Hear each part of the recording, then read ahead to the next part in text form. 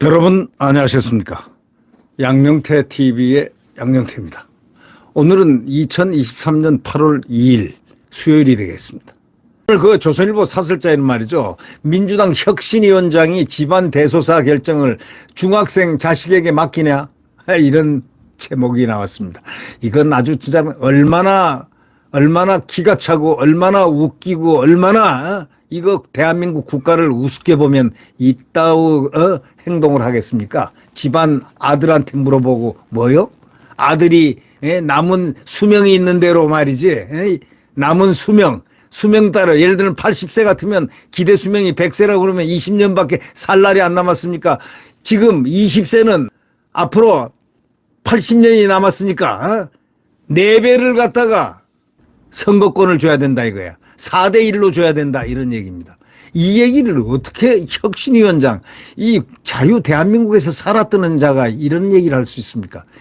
독일에서 무슨 박사기도 받아왔다는데 이런 전체주의적이고 이런 말도 안 되는 비민주적인 정도가 아니고 완전히 폭민민주주의 김은경이란 자. 아니 집안 대소사 결정 그것도 중학교 1학년 자기 아이한테서 그것을 배웠다는 겁니다. 혁신을 한다고요? 안 그렇습니까? 이 김은경 민주당 혁신위원장이 남은 수명에 비례해 가지고 투표하는 게 합리적이다 이렇게 얘기했습니다. 정확하게 남은 수명, 예를 들면 아니 김은경 만약에 대통령이라면 정말 난리가 나겠네요.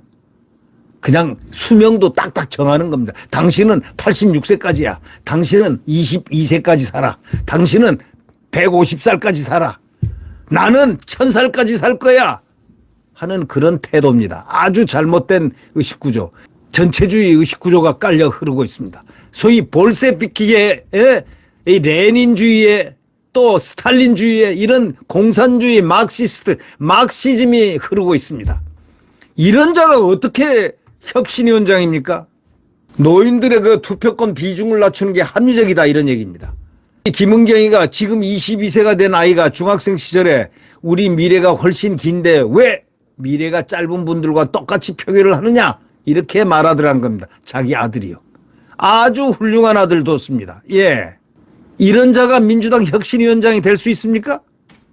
그러면 민주당은 무슨 당입니까 이게? 전체주의 정당이라는 얘기를 스스로 얘기하는 건데 그렇게 혁신을 하겠다는 그런 얘기 아닙니까?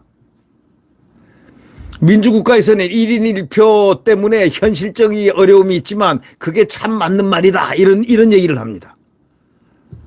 이걸 갖다가 우연히 말을 실수를 해서 나온 말이 아니고 어떤 모임에서 딱 적어가지고 이걸 보면서 연설한 겁니다.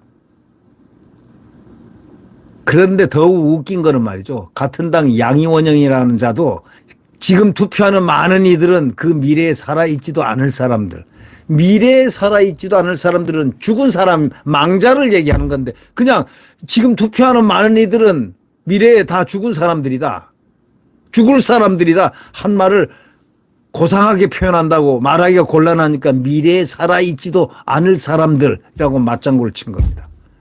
이 논란이 일어나니까 이 김은경이는 원래 이건 치고 빠지기 전법이죠. 청년들의 정치 참여를 독려했을 뿐 1인 1표 원칙을 부인한 바 없다 이렇게 얘기했습니다. 근본이 잘못된 자입니다. 이런 자가 무슨 외국어 대학 무슨 법전원 교수라고 하던가요? 아니 지금 외국어 대학생은 일어나서 이 자를 갖다가 교수 파직을 시켜야 될 판입니다. 이런 자가 무슨 민주주의 의식이 없는 자가 어떻게 전체주의 의식을 갖고 있는 자가 어떻게 해서 대학 교단에 쓸 수 있습니까? 만약에 이 김 위원장 생각대로 남은 수명을 따져 투표권을 갖는 게 합리적이라면 정당은 초선의원, 군대는 이등병, 직장은 신입사원, 가정에서는 어린이가 하자는 대로 다 해야 되겠네. 그래야 합리적인가? 군대는 이등병 마음대로 하게끔 이등병 말을 듣고 정당은 초선의원 말을 다 들어가지고 초선의원 뜻대로 정책위장 뭐 다 시키고 집안 대소사는 아들 중학생 아들한테 맡기고 이 얘기 아닙니까? 그것이 합리적이라는 얘기 아닙니까? 김은경이 얘기는. 이건 정말 어떻게 보면 화를 낼 필요도 없는 정말 논의의 가치가 없는 말입니다. 치사하고 유치한 말입니다. 표를 얻으려고 노인과 청년을 갈라치게 해가지고 하던 그 습성이 말이죠. 이 민주당이 한두 번이 아니죠. 과거 문재인 보십시오. 의사고 간호사까지 갈라치기를 한 자가 바로 이 문재인 아닙니까? 그런 자들을 그 의식구조 거기 이 막시스트들이 있죠. 막시스트라든가 레니스트 또 이 볼세비키들은 말이죠.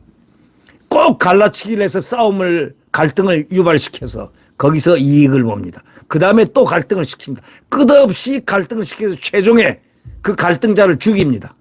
그리고 폭민의 집권을 합니다. 그들이 공산주의자들의 실체들입니다. 전체주의의 실체입니다. 바로 이것을 갖다가 하기 위해서 이 혁신위원장이라는 여성이 교수가 와서 뭔가 정의를 실현하겠다 하려고 그랬더니 오자마자부터 신호가 이상했습니다.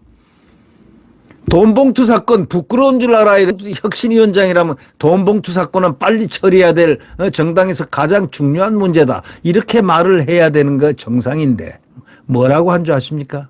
돈봉투 사건은 검찰이 만든 조작한 것일 수도 있다. 이런 식으로 얘기를 했습니다. 벌써 싹수가 그때부터 틀렸습니다. 이재명이는 골라 사람을 골라서 데려온 겁니다. 네. 첫 번째 고른 자 이내기 폭침된 천안함이 자폭을 했다고까지 얘기를 한 자입니다. 공개적으로 자폭했다. 이건 정말 속이 뒤집힐 그런 사고를 가지고 있는 그런 자들이 어떻게 그런 자들만 뽑아가지고 이번에 하나는 남성 이번에는 여성을 뽑았다는 게 이 여성이 바로 이 짓을 하고 있습니다.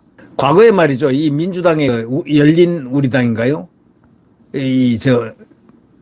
당의장 했던 정동영이가 이제 국회에 자기가 이제 대선 나가려고 그랬겠죠. 선거할 때 60대 이상은 투표 안 하고 집에서 쉬셔도 된다. 이 말 해가지고 국민들이 그를 경원을 하기 시작했습니다. 아무리 정치에 나오려고 전주에서인가 뭐 어디서 나오려고 해도 안 됩니다. 그 사람. 왜? 국회의원은 될 수 있을지 몰라도 절대로 그 사람은 거기서 성장이 멈춘 겁니다. 그리고 이 말이 계속 역사적으로 남아서 돌아갑니다. 자, 이제 정동영이도 60세가 넘었을 테니까, 60대 이상은 투표 안 하고 집에서 쉬어도 된다니까. 지금 집에서 쉬겠죠. 네. 60세가 넘으면 책 있는 자리에 있지 말자 했습니다. 책임 있는 자리에. 아니 60세 아니라 80세 아니라 90세 아니라 100세라도 업무를 수행할 국정 수행 능력이 있으면은 책임 있는 자리에 있는 것이죠. 조국도 뭐라고 그런지 아십니까? 노친내 투표 못하게 여행 예약해 드렸다. 그런 인터넷 글에 대해서 진짜 효자다 하는 댓글을 다른 자가 바로 조국입니다. 노친내 투표 못하게 여행 예약해 드렸다는 그런 인터넷 글에 대해서 그 밑에다가 진짜 효자다라는 댓글까지 다른 자가 바로 조국입니다. 이 자들의 DNA 소위 이게 뭡니까 이게? 볼세비키들입니까? 과거에 구 볼세비키들입니까? 아니면 구 레닌주의자들입니까? 구 스탈린주의자들입니까? 구 공산주의자들입니까? 구 주사파주의자들입니까? 민주당이 말이죠. 진짜로 이 사설자는 얘기합니다. 민주당이 진짜로 진심으로 청년을 생각한다면 이 나라를 멍들게 한 포퓰리즘 정책부터 철회를 해야 된다 이런 얘기죠. 문재인 정부 5년 동안 포퓰리즘 정책으로 국가 채무 얼마 늘었습니까? 대한민국이 건국한 이래 부채가 600조가 있었습니다. 건국한 이래 부채가 600조입니다. 그런데 아니 문재인 5년 동안에 400조를 보태가지고요. 408조를 보태가지고 1000조를 꽉 채웠습니다. 대한민국 건국이 70년이라고 치면은 문재인 5년 동안에 408조를 채워가지고 1000조를 만들어냈으니까 과반 그러니까 35년을 갖다가 문재인이 집권한 셈입니다. 부채로 따지면은. 이런 나쁜 사람들이 어디 있습니까? 이게 바로 청년들이 전부 앞으로 미래 세대 갚아야 될 빚 아닙니까? 그 빚을 갖다가 바로 극좌파들인 문재인이가 만들어낸 거 아닙니까? 당신네들 김은경이가 만들어내고 이재명이가 그런 거 아니냐 이거야.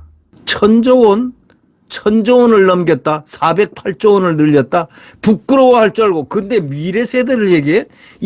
국가 채무란 거는 미래 세대가 부담해야 할 부채인데, 청년들이 전부 갚아야 할 빚인데, 아니 이걸 갖다가 408조, 그러니까 국가 채무 70년 동안에, 70년 동안에, 건국 75년 동안에 뭘 했습니까?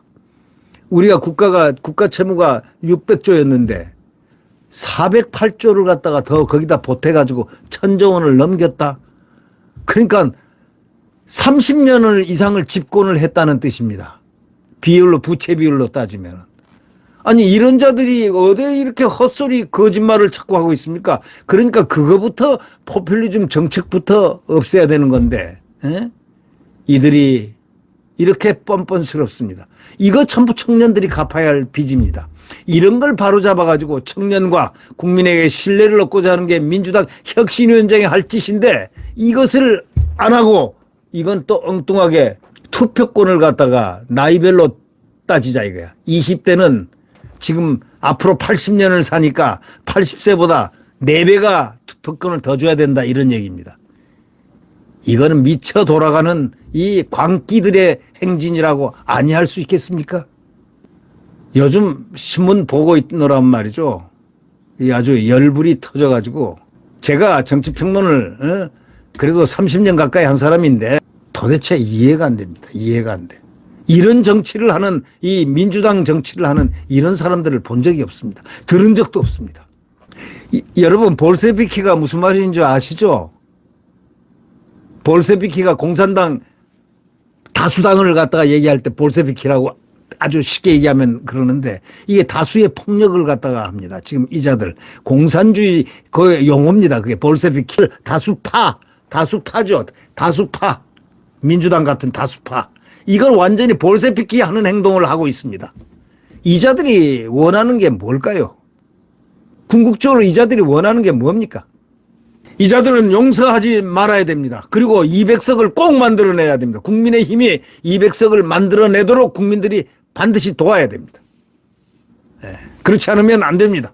왜? 이자들이 잘못된 거, 검수완박, 이 헌법을 훼손한 거, 공수처법, 기타 등등 노랑봉투법, 민노총법 모든 법들을 다 일거에 다 원래대로 환원시켜버리는 그건 200석을 꼭 만들어줘야 가능하기 때문입니다.